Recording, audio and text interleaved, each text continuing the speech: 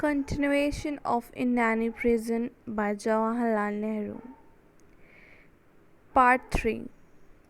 Peaceful civil disobedience as a technique of action for achieving great national ends seemed to have justified itself, and a quiet confidence grew in the country, shared by friend and opponent alike, that we were marching towards victory.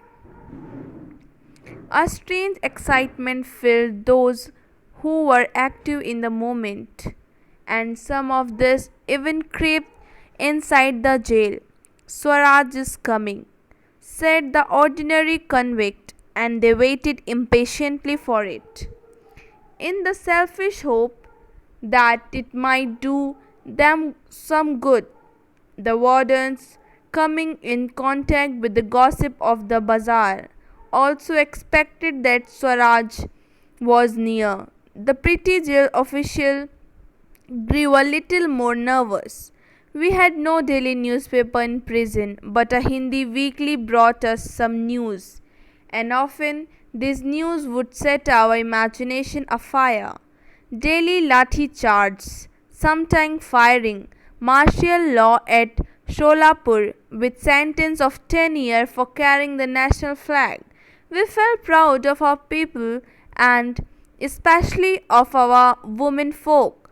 All over the country, I had a special feeling of satisfaction because of the activities of my mother, wife, and sister, as well as many girls' cousins and friends, and I thought I was separated from them and I was in prison.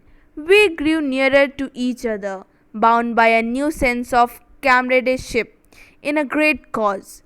The family seemed to merge into a larger group, and yet to retain its old flavor and intimacy.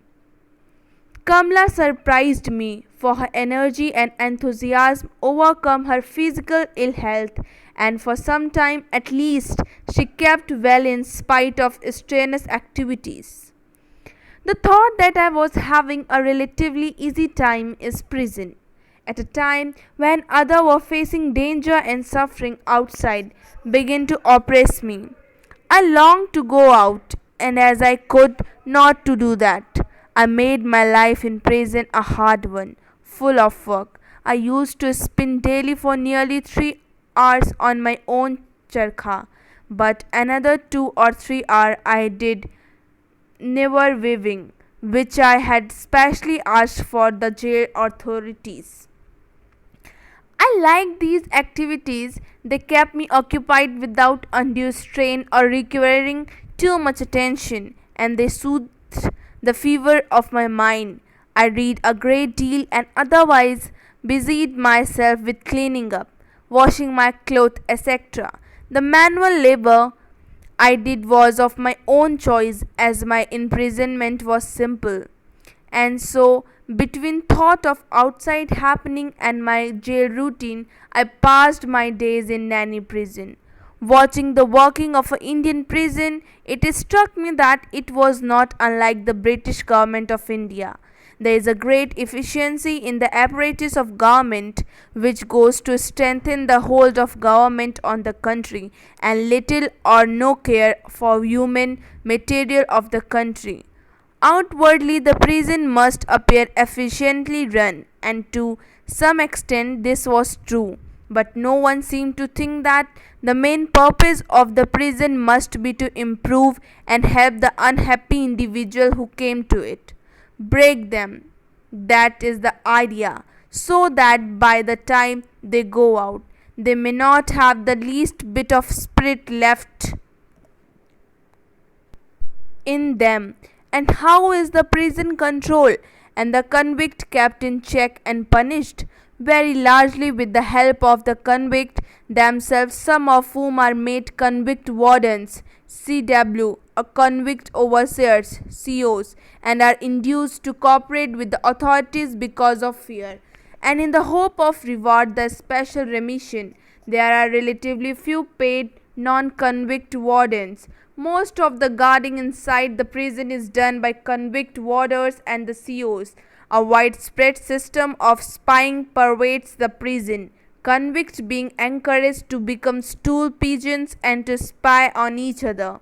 And no combination or joint action is, of course, permitted among the prisoners. This is easy to understand, for only by keeping them divided up could they be kept in check. Outside in the government of our country, we see much of this duplicated on a larger thought less obvious scale. But there the CW or CO is are known differently. They have impressive titles and their liveries of office are more gorgeous. And behind them, as in prison, stand the armed guard with weapons ever ready to enforce conformity. How important and essential is a prison to the modern state? The prison at least begin to think so, and the numerous administrator and other functions of the government appear almost superficial before the basic function of the prison, the police, the army. In prison, one begins to appreciate the Marxian theory that the state is really the coercive apparatus meant to enforce the will of a group that control the government. For a month, I was alone in my barrack. Then a companion named Narmada Prasad Singh, and his coming was a relief. 2.5 months later, on the last day of June 1930, our little enclosure was the scene of unusual excitement. Unexpectedly, early in the morning, my father and Dr. Sayyid Mahmood were brought there. They had both been arrested in Anand Bhavan while they were actually in their beds that morning.